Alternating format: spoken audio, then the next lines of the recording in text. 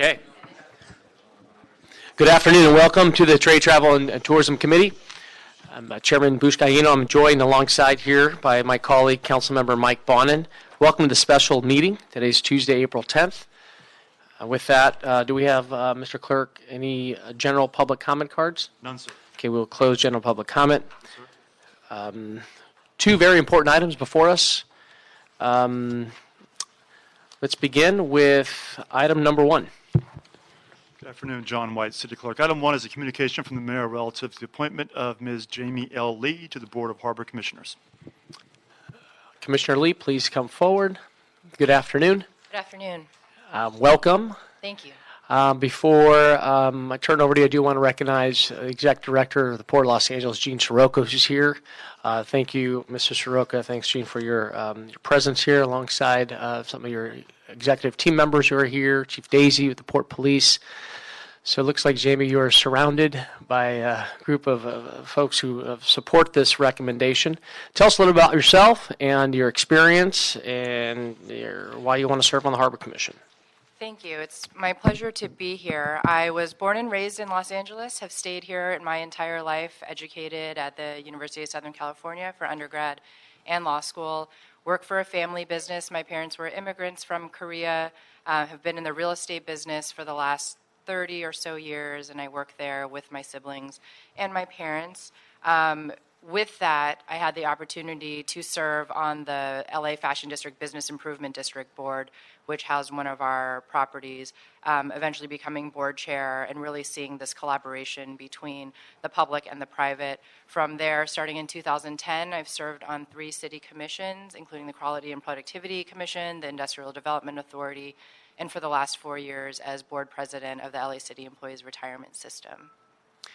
So the Port of Los Angeles is a huge economic engine, as we have clearly witnessed and have experienced the amount of jobs that come out of the port. 1 in 9 here regional, 1 in 50, 1 in 51, Gene, if I'm correct, around the country. It's also also important to know that as much as the port serves as an economic engine, but also needs to serve as a credible and reliable neighbor as well to the surrounding communities. So how do you plan on balancing both? Not much more of a balance, but I would say they're equally important. How would you address the two issues of being a good neighbor and also ensuring that the port remains the top port in the country? Sure. Well, serving on this board is a huge responsibility. That's a proprietary organization of the city held in trust from the state of California. There are a number of issues, whether it be real estate, development, environmental, neighborhood. I know that the port currently has a Clean Air Action Plan, which it's using to reduce emissions with the goal of having all of the port operations be zero emission by 2030 with zero emission vehicles soon after that. Even just programs that the port implemented as having ships plug into electricity as opposed to running their engines while they're docked within the port has made significant improvements in the environmental and air quality, and I believe is a standard that has been adopted around the world following this model. So there are examples such as those. The port also co-invests with the city on development projects that will bring more people down to the waterfront, that will help either beautify or provide other opportunities for people from the neighborhood to enjoy parks and open space and beautiful space as well. I think as board chair of Lacers, we've also had to cover very complex, intricate, and significant issues. As chair, I've always been a moderate voice on the board. I pride myself on being able to see both sides of every issue, to be able to direct a board towards consensus, and so that we can speak with one voice and that we can address all of the concerns of every stakeholder that participates in the process. On the commercial side, on the commercial development, the mayor and I have made it a priority to move forward on the promises that have been made to ensure that the Port of Los Angeles brings tourism dollars and that commercial development continues.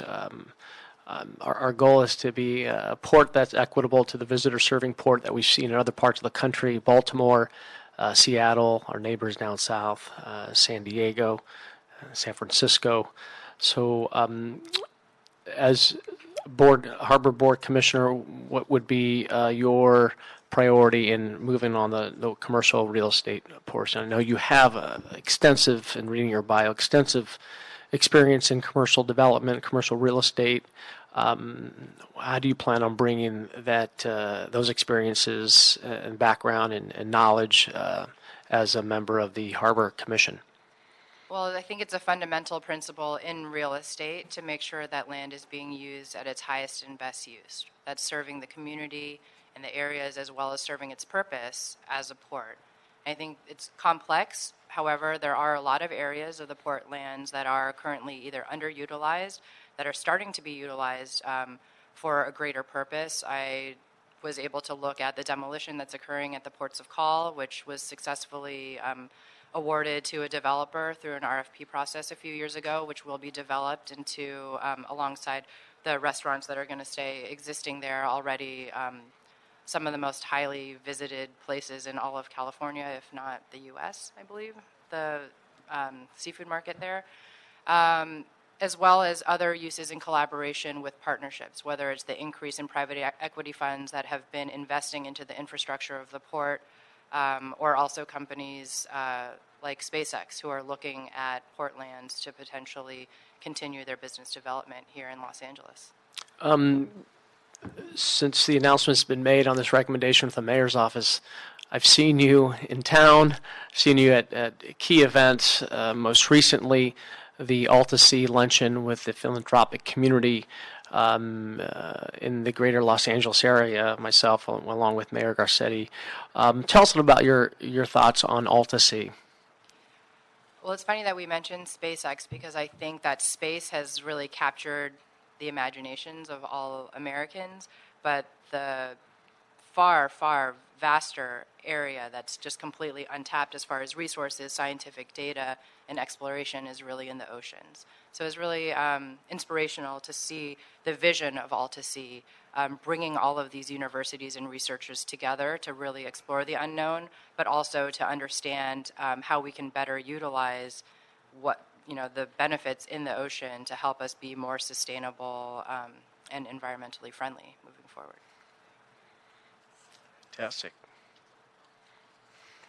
Well, I really appreciate the skills and knowledge, the abilities that you're going to bring as a Harbor Commissioner. I do want to recognize the mayor for making this recommendation, and turn it over to Mr. Bonin if you have any questions. Yeah, sure.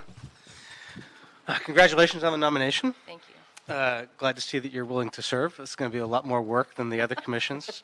Not that those commissions weren't busy, but Right. the proprietaries are like full-time jobs. Starting to get that sense. It wasn't sold to me that way. Yeah, and they're probably being nice and gentle at the moment. They'll inundate you with more later. I really loved your answer on Alta Sea, and was glad to hear your answer on the environment and the Clean Air Action Plan. Glad to see you're up to speed on that. And I think you would be probably one of the best partners that Councilman Buscaino could find in terms of his vision for bringing the right type of development down there. I sit next to Joe. It's not just a passion, it's an obsession. So get it done so he can talk about something else. I wanted to ask about labor and about workers. As you know, a real force down at the port and in the port area generally is the ILWU with several different locals. We've had strong relationships with the Teamsters as well. They don't always see eye to eye with the ILWU, but there was recently, well, for the ILWU, a concern obviously is, is automation eventually going to eliminate their jobs? And with the Teamsters, we've been engaged in some legal action on behalf of some of the truckers down there who have been subject to really, really disgraceful conditions. And I was glad to see our city attorney suit up and show up on that one, and make sure that we could play a more aggressive role as the landlord down there. I'm just wondering what your thoughts are on preserve jobs in the face of automation, and the port's role more generally in being an agent for workers and better working conditions. So I'm not as familiar with all of the specific groups down in that area. I'm really looking forward to getting to know the neighborhood, all of the constituent groups down there, and all of the stakeholders. But even automated facilities don't run without people, and human beings are always necessary to such enormous economic machines as the Port of Los Angeles. We have seen issues like this. I want to say the company was called TTS, I think, was a port trucking company that had a lot of issues with its workforce that came before Lacers. And so I'm familiar with a lot of these really disgraceful practices that we have seen, and I'm proud to say that Lacers has consistently reached out to managers to put pressure on them for the companies that they invest in their treatment of workers, to always stand up for what is fair and what's just and what's right, especially upholding the contractual terms that these groups have negotiated as well. So, I mean, I'm always very open to hearing all of these issues, but also to see, nobody really knows how automation fully affects industries. On top of that, we're seeing AI being introduced. So it's not just a machine adding a widget to something, but it's machines that are thinking and learning and acting in different ways. So I think there are a lot of complex issues here, but I'm, of course, always open to doing what's right for the people who work and, from what I understand, are an integral part of this community, since the community is really built around the Port of Los Angeles. Very, very true. The folks from ILWU, the various locals, the Teamsters, I'm sure they'd be happy to spend some time with you and give you the history. And I can assure you that Commissioner Arian will be more than willing to download lots and lots of information to you. I'm looking forward to it. So with that, I move approval. Thank you. So with that, without objection, we'll approve the item before us in appointing Jamie Lee to the Board of Harbor Commissioners.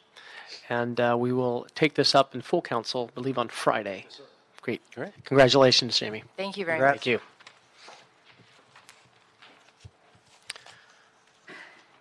Thank you. Item number 2. Item 2 is a Board of Airport Commissioners and CEO reports relative to a design, build, finance, operate, maintain agreement with LAX Integrated Express Solutions for the Landside Access Modernization Program's automated people mover system at LAX. Great. Any cards on this item? I'm sorry. No, it doesn't. Great. So we have before us Deborah Flint, the Chief Executive Officer of the airport, World Airport. I believe she'll be joined by Jake Adams and Ryan Yakubik. Yes. So, Mr. Bond, if you recall, we met in Westchester on as an informational item, an update on the item before us, bringing the APM to LAX. It was well received and well attended by a number of interested parties, partners, community members, neighborhood council leaders. Just want to take a moment to recognize Ms. Flint for making herself available and teeing this up for us in preparation for this item that's before us today. An exciting item that is going to really bring the future to the airport. And I would say make city history based on the BOAC's decision that was rendered in the last commission, the largest bid award in city history. So no pressure. let's hear from the item and what led us to today and where we plan on going from here. Thank you very much, Mr. Chair, and to Councilman Bonin. First and foremost, thank you. You referenced the special committee hearing that was had after the board gave its approval for the early works agreement. That is evocative of the leadership and your engagement over the years. And of course, stepping back from before that, before I was here in this role at LAWA, for the 30 years that this project had been envisioned, or the solutions that were sought that this project has delivered, so many have had their fingerprint in getting us to this moment. So sincere thanks to, of course, yourselves and those that have been involved, and to our leadership from the mayor and, of course, from our board.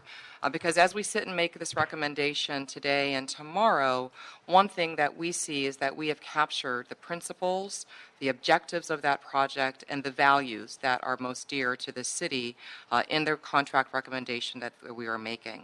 And we are very pleased to, again, enter the request to approve this contract with the Lynx team, a team that we are excited about partnering with, and take the commitment to partnering with them in its truest form.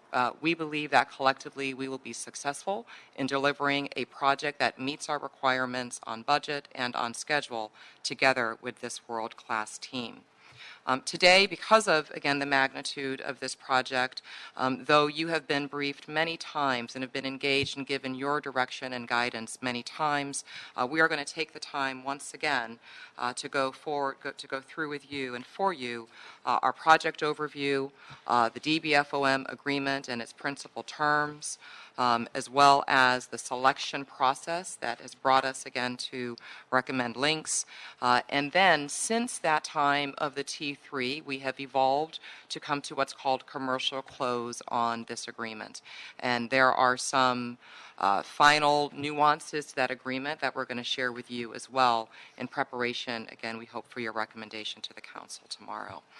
With that, I will turn the presentation and the backdrop over to our excellent leader, Jake Adams, and our CFO, Ryan Yakubik. Because it's somewhat lengthy and we want to respect your time, at each section we certainly would like and ask that you provide any comments or questions as we go through each of the sections that you see in the presentation. Thank you. Great. Good afternoon. Good afternoon. Just a quick reminder about why we're actually doing this project. First and foremost, our goal is to improve the passenger experience and also reduce traffic congestion, not just at LAX and the CTA, but also in the community surrounding LAX. One of the biggest things for me personally is we're going to finally bring mass transit to LAX. I've been at the airport since 1994, and to finally have a real connection to Metro, that is a big accomplishment.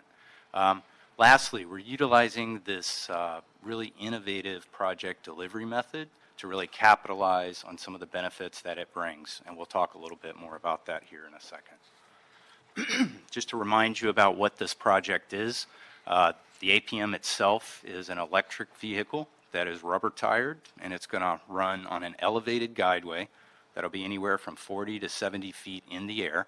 It's going to run 2.25 miles between Tom Bradley International Terminal and out to the new consolidated rental car facility, which will be located out at the 405 freeway and Century Boulevard.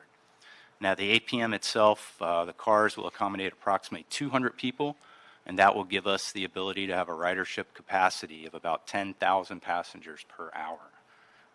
The train itself will run at a maximum speed of about 47 miles per hour, and it will run every 2 minutes, and it'll take approximately 10 minutes to get from the Conrack all the way to the Tom Bradley International Terminal. How do these times compare to other airports that have a similar make and model? Ours is pretty comparable. Because we have a relatively flat guideway, that 47 mile an hour, considering we have 6 stations along the way, that's really good and consistent with the rest of the industry. Again, we're utilizing this very unique delivery method. Innovative project calls for an innovative delivery method. So we are using the P3 method, specifically structured as a design, build, operate, maintain, and finance. There's several reasons for why we're doing this. One of the main ones is that it transfers a lot of the risk from LAWA to the developer. And in many cases, the developer is better suited to handle that risk than LAWA is. Another reason is that it creates innovation through a number of avenues. We really experienced it in our alternative technical concepts process, and I'll talk a little bit more here about some of the results that came out of that project. But very innovative, saved us a lot of cost on this project. It also really stresses the criticality of on-time delivery. I mean, this method provides us with schedule certainty through a number of incentives. It also provides a high-quality asset. The fact that the developer is going to own and operate this facility incentivizes them to build a high-quality product. It also helps us to kind of align the design and construction and operations to make sure that we can align the project goals with LAWA's core values. The agreement itself, 5 years for construction, 25 years for operation and maintenance, total of a 30-year contract. The contract value includes the cost of design and construction, includes 25 years of operation and maintenance, and it also includes developer financing. The developer will be paid during the design and construction period by a series of 6 milestone payments, and annually after that for 25 years, that'll be dispersed in monthly increments. Is there a way to up the timeline by looking at different bond financing? I may have to You see mean a the poll scheduled question. The delivery? scheduled delivery, yeah. So we have a mechanism that incentivizes the developer up to 3 months. So the sooner they deliver the system, up to 3 months, they will start receiving availability payments. And so those availability payments would essentially be additional cash flow towards their project, and we have budgeted for that as well. During the design and construction period, all of the developer responsibilities and LAWA's responsibilities are very clearly defined in this agreement. The developer is obviously responsible for design and construction of not only the operating system, which includes the trains, it also includes all of the fixed facilities, which are the guideways, the stations, and also all of the associated infrastructure. It also contractually obligates the developer to meeting the March 2023 delivery date. And as Deborah mentioned, there's both financial penalties associated with not meeting it, but also incentives for getting up to 3 months early. LAWA has some clear responsibilities. We are responsible for delivering all of the properties that are associated to build this project. We also have key enabling projects that we're doing in advance for the developer. We also have interagency cooperation. We're obligated to facilitate that with our sister city agencies and also Metro and Caltrans. As you probably know, there's a lot of other construction going on at the airport, and we are also obligated to help facilitate interfaces with all of those other projects as well. During operations and maintenance, the developer has to meet a 99.5% greater systems availability requirement. Now, what this means is we have an entire list of performance metrics that the developer has to meet, and if he does not meet them, there are associated penalties for all of those items. It's kind of twofold. It penalizes them on their availability payments for non-performance. We also have a table I'll show you in just a minute, of non-compliance events. If any of these events happens, there's specific financial penalties associated with those. And as in a built-in kind of a progressive discipline, if you want to call it that, basically we have a series of points that the developer accumulates as these events occur. So the more points they occur, the more levels of oversight that we put in place. And those levels of oversight can range from anything from LAWA providing oversight that's compensatory to LAWA by the developer. We can eliminate contractors. We can have their financiers increase oversight. Ultimately, it can result in termination and default of the contract, but obviously that's the nuclear option, and with this progressive approach, we hope to never get there. It creates a good tension for any kind of slippage there is in the management that, other parties will get involved to right the ship, as it were. This reminds me of another example why this is a modeled RFP. Can you imagine if all of our RFPs had these triggers in place around the city? That would be nice.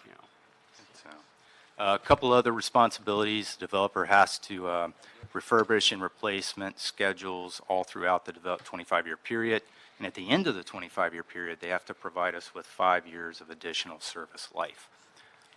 We talked mostly about this already. This is, again, the deductions that are associated with the availability payments and also with the noncompliance points. This is a table that I was referencing, and I know it's impossible to read, and I apologize for that. But this cites different noncompliance events during design and construction and operations and maintenance. And for example, if I'm sorry, let the record reflect that we do have copies of the PowerPoint in front of us here. Great.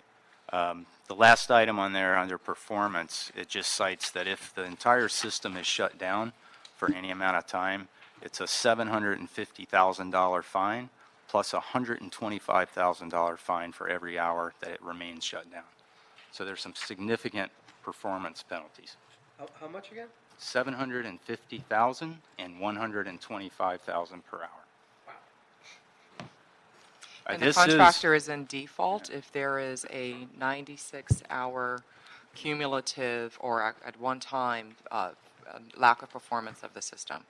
So again, very strong motivations for the contractor to build the system, to continue to operate it to meet those performance levels. I got to bring these terms over to Metro. Can you imagine? I've talked to Phil, and he's very familiar. Phil is one of the leaders in the industry that has done P3s on rail systems in his former life in Denver, and I believe they're giving that some good thought. Sure. And another reason is, obviously, this is the front door to LAX, and if it doesn't work on the very first day we open it, it's not going to be well received. Right. So. Yeah, we'll be very reliant on the system as now part of our ground transportation system. As Deborah mentioned, this has been a 2-year, 2-month, not that I'm counting, procurement process to get to this point. We went through 2 separate pre-qualifications. We did one for the system service providers or the train supplier, and we did one for the fixed facility. We then backed off and allowed the market to really develop those partnerships before we began developer engagement. We began developer engagement in November, and this led us to the procurement and scoring and evaluation process. Just to recap this real quickly, it was 2 independent steps within this process. We had a technical evaluation and a financial evaluation. Technical was valued at 60%, financial valued at 40%. All of that resulted in the Links team elevating to the top with the highest technical score and the lowest financial price. And again, that very rarely happens in public works contracting, so I'll repeat it again. Highest technical score, lowest price. Links scored the highest in all of the categories. They were second in only 6 of the categories. And one important factor is of the 9 independent scores, this team scored first by all 9 independent scores. Talk a little bit about the team. Links. There's a lot of faces here. Yeah, of course. We see it's not just one individual corporation, but if you can just identify who is a part of this development team. Yeah, there is a lot of players on this team, but the 4 main players are ACS Infrastructure.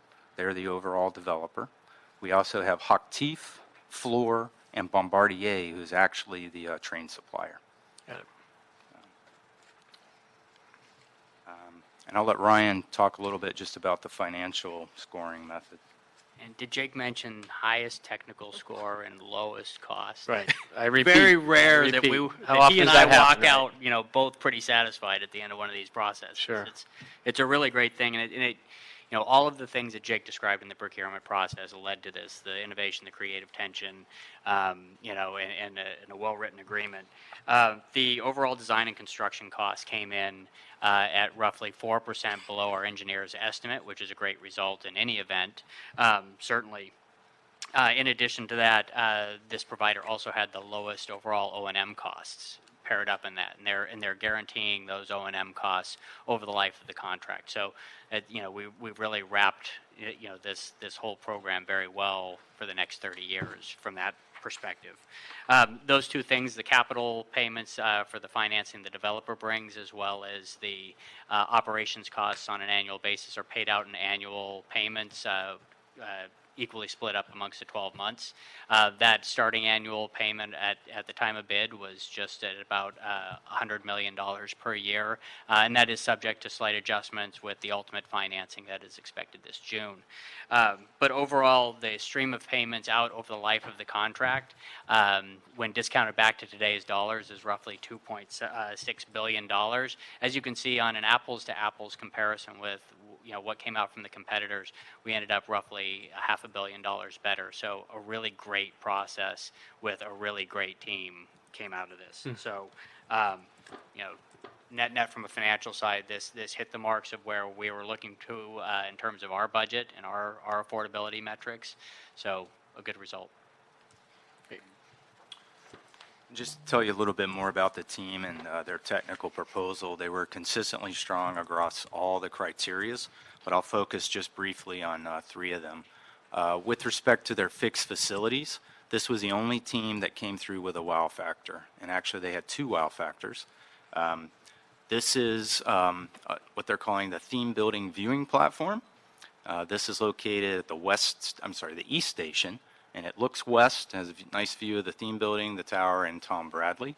It's a great space to hang out and take selfies of yourself with the theme building. This here is the Exhibit LA space. This is located at the West Station. This literally, if you get off of your international flight, come out of Tibbet to go board the train, to go to your rental car, this will be the first thing that you see. This is a great space, big exhibit space. That is actually an LCD screen that will literally goes floor to the roof. Was that the Mike Bonin Pavilion? Or is that the, I'll second that. okay. All in favor? But That's at the Conrac? no, this is actually at the West Station in the CTA, right adjacent to Tom Bradley International. Oh, great. Okay. So it's a great space. They put a lot of thought into the aesthetics. This is actually the East Station, and this is where the Metro Station will also be located. So big open space, lots of room for public art and performances, etc. They also hit the ball out of the park with respect to sustainability. These guys figured out a way to double what we thought we could do with solar. They also figured out a way to make the maintenance and storage facility a LEED Gold facility in lieu of a LEED Silver. They've thought up some pretty innovative ways to recycle water for train washing, and also they've exceeded all of our vehicle charging requirements within the parking structures. Last but not least, this team was exceptional in their inclusivity. They came up with commitments that were really extremely credible, believable, and measurable, and that really hit with the scoring panel. One of the biggest ones there you'll see is over $500 million of commitments to certified firms. This was the only team that exceeded the requirements that were put forth in the RFP. They exceeded their local small business percentage by 2%. They also increased the number of hours worked by local firms from 50 to 60%. And one of the most impressive things is they made a commitment to hire 90% of first apprentices from not only our Hire LAX program, but from the other local apprentices around. So that was a big commitment. How do you hold the firm accountable if they don't meet these goals? That table that I showed you earlier, all of these goals are identified in there, and there are financial penalties and point accumulations associated with non-performance. Very good. So with that, I'll turn it over to Ryan. So, as Deborah and Jacob both mentioned, this process has been built on encouraging innovation. that hasn't ceased between both the developer and LAWA. A few weeks ago, the developer's finance team came forward with some potential innovations to the financing approach that could result in lower costs for LAWA.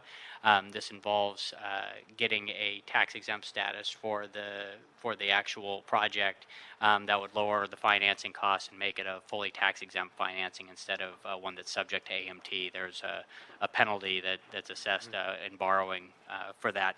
And in addition to that, some other favorable tax treatment that LAWA may be able to benefit from. We're engaged with the developer in identifying what benefits might be able to come from that. In order to get to those benefits, it involves assigning the agreement to a not-for-profit entity in order to get hold of that tax exemption. And so we built that into the overall agreement from the get-go that we have the ability to do this. And now we're reviewing the potential for what benefits can come to LAWA from undertaking this. Staff is doing due diligence on the benefits themselves, the not-for-profit entity, the risk sharing that's built into that, and if there is both material and equitable sharing of those benefits, then we can return to the board to have that agreement assigned to that not-for-profit and tap into those benefits. So we expect the savings from this to be in the tens of millions of dollars, so it's substantial for all of us. And what we have done is provided a lever that the board must exercise upon staff's recommendation. That's what's included in this. What kind of not-for-profit would be in the universe of possibility here? There's lots of not-for-profit agencies that actually get involved in public financings. It could be student housing, could be healthcare, could be other things like that. So these are fairly common entities that actually do this on a regular basis. Yeah, very much, particularly during the redevelopment agency era, they're very common practice to have these not-for-profits. So they're not, that part isn't new. Per se, but again, we're exploring our deal to make sure. What's in it for them? Why? Same cost savings on their part in terms of financing as well. When we bring these things forward, we look that we would share the benefits between the developer and us if they were able to identify and execute upon them. And it's a lower tax rate. We, in the aviation industry, we've been working for years on the FAA to actually get airport projects to be non-AMT. It's been a long haul, so this is a workaround to allow the benefits of that tax break, particularly on this project. So more to come on that as we go through the process. We're again engaged with the developer currently to identify the benefits and assess the sharing of those benefits to LAWA's benefits.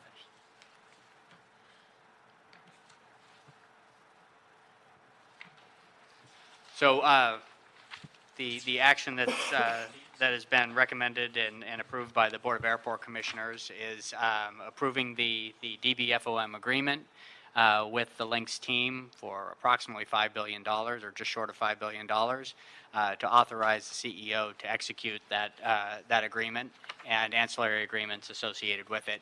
Appropriate the amount of $3.8 billion for the capital repayment over the life of the project, and approve a budgeted owner's contingency of about $145 million. So this action authorizes the CEO to approve and execute change orders up to the budgeted contingency amount, and provides that prior to execution of any change order in excess of $5 million, the board shall review and authorize the execution thereof. So that is the action that is before this committee today. I'm always concerned projects of this magnitude on potential delays. Do you foresee any potential project delays? I would even include the threat of the Trump administration on the steel tariffs. There's going to be a lot of steel that's going to be installed here. Is that a concern among other potential project delays? Again, the availability, payment, and passenger in-service date is strong motivation to work at the highest levels to avoid delays. And absolutely, there are events that could cause delays, and we're very mindful of that. Your question about the potential tariff impact, many contractors are having that discussion. I spoke with one of the project executives from this team just about that. They have looked at ways for quite some time of controlling some of the steel inventory that will be on the project, but the tariffs could absolutely get in the way of that. In that case, the developer still maintains the risk.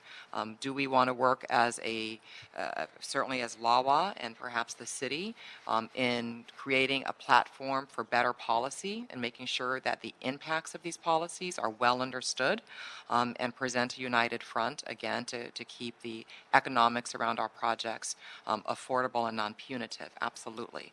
We're going to do that as a good partner, but the developer does take the risk in that regard. Other delays, we've talked about this, and the council and this committee has been very supportive. The cooperation of our city departments is very key. We have a great MOU that's in place with all of our colleagues across the city that are very involved. We are working through the city work plan and resources for the next fiscal year. Those, again, receiving those commitments so that the city and LAWA can perform its obligations for permitting, for processing of paperwork through the project. Those are obligations that we hold, and it's important that we deliver on that in order to keep it on schedule as well. And no protests. There were no protests. Explain that, because that's a project this magnitude, a $4.9 billion project. It's amazing. That is just incredible. Incredible to note that no protests here. And can you explain how we avoided protests? The explanation, I would say, it comes in the form of a thank you. From 2 years ago in February, when we first had an industry forum, to hear from the industry whether this approach and our expectations made sense, and then the approach that we were using for the selection itself. We vetted that extensively with stakeholders and with the industry every step of the way. And we had an incredible leadership team of the project leaders within LAWA and our technical expertise. These folks worked very hard over holidays, well into many late nights and weekends, to have a very thorough technical review, and similar on the financial side as well. So I think those were all very important. Lastly, there was what is common in the P3 industry, which is a payment for work product, which also we have agreed, and it was approved previously, that non-successful proposers would receive a $2 million stipend, provided they submitted a credible project, or proposal rather, and also that they did not protest the recommendation. And we yielded a very good result. Question, anyone here from the CAO's office? Can you please come forward? We can hear from the CAO on this recommendation. Good afternoon. Deborah, if you could just hand over your mic, or... Yes. Thank you. CEO have an opportunity to review this item before us? Yes, good morning. Good morning. Good afternoon. Andrew Mills from the CAO office, and yes, we have reviewed this project and recommend approval. Thank you so much. Anyone here from the Linksys group? If I can have them come forward, if you have a representative. I'd like to see a name with the face. It's no pressure, but you got, yes, please come forward. Just identify yourself if you can for the record. Sure. I'm Terry Godey. Bring the mic, bring that close. There you go. Terry? Yes, Terry Godey. I am the project director for the design construction joint venture. And my job is to actually deliver the project. You ready for this? Yes, as a matter of fact, I am. Yeah. Okay.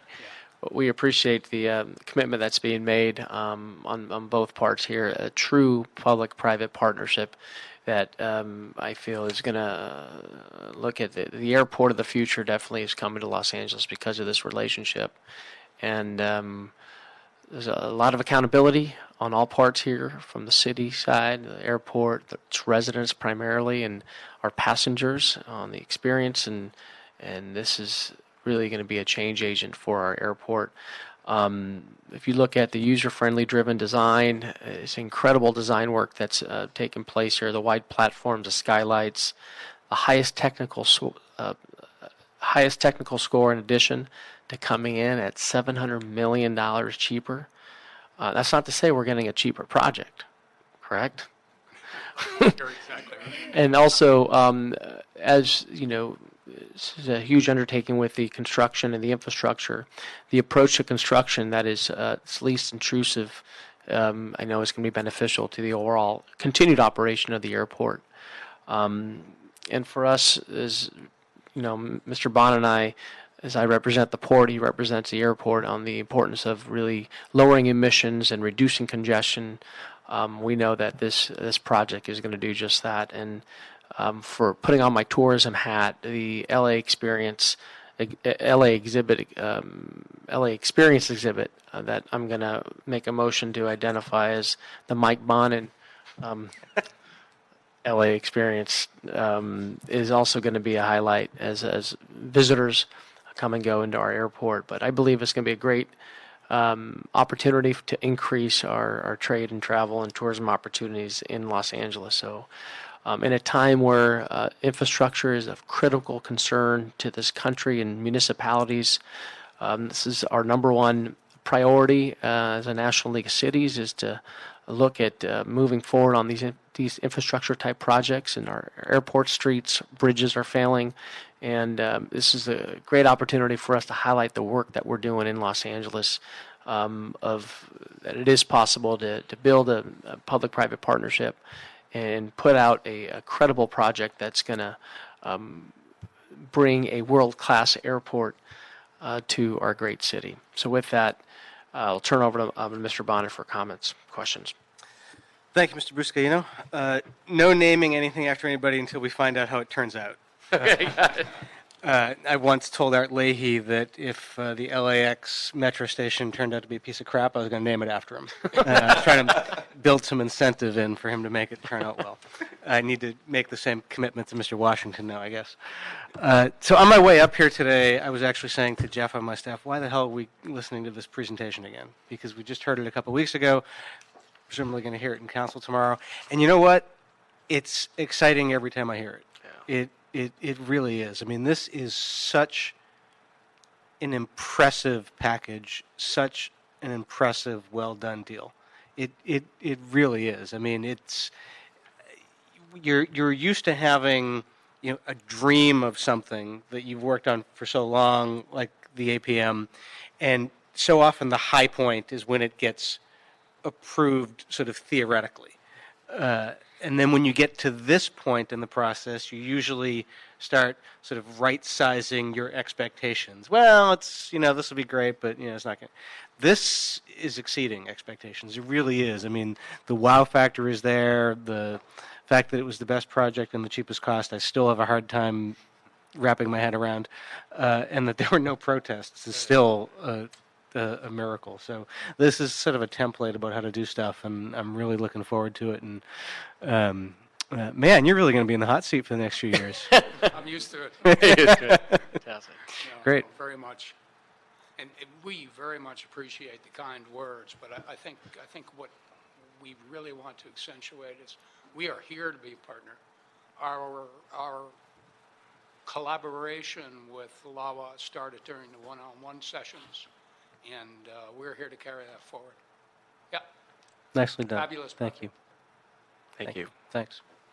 Well, with that, we'll make some history and approve this item that's before us and bring the automated people mover to Los Angeles World Airports and send this off to council, full council tomorrow without objection.